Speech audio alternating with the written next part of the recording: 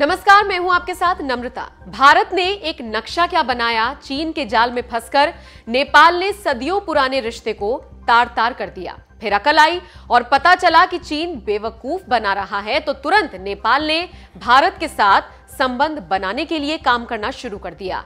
इसी का नतीजा था कि बड़े भाई की भूमिका में रहने वाले भारत ने बड़ा दिल दिखाया और रिश्तों को नए सिरे से परिभाषित करते हुए पहले रॉ प्रमुख को नेपाल भेजा, फिर भारत के सेना प्रमुख नेपाल दौरे पर गए।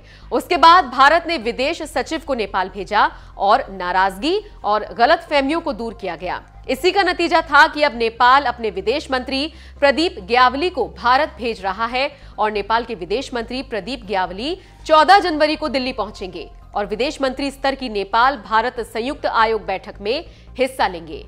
यहां पर आपको एक जानकारी देते चलें कि इससे पहले ग्यावली ने दिसंबर के मध्य में नई दिल्ली की यात्रा करने की योजना बनाई थी, लेकिन नेपाल की सत्तारूढ़ कम्युनिस्ट पार्टी में कलह और विवाद के कारण ये यात्रा स्थगित कर दी गई थी।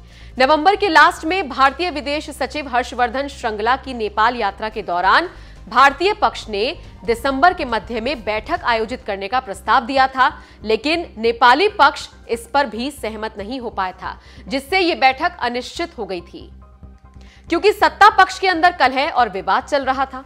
उसके बाद केपी शर्मा ओली सरकार अल्पमत में आ गई।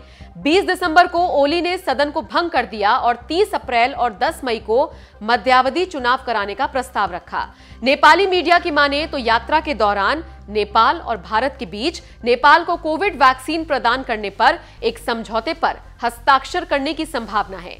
नेपाल ने पहले ही भारत को एक कूटनीतिक नोट भेजा है, जिसके तहत देश ने भारत से कोविड के टीके की मांग की है और नेपाली पक्ष सीमा विवाद के मुद्दे और इसके सौहार्दपूर्ण समाधान के लिए तैयार है।